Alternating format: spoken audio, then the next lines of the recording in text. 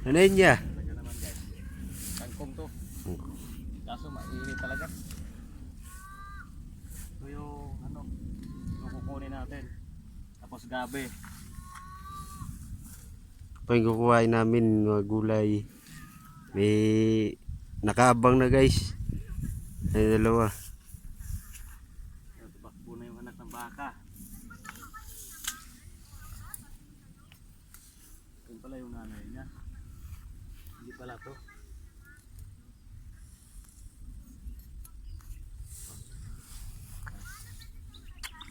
Kung tanungin mo sa mer kung ano.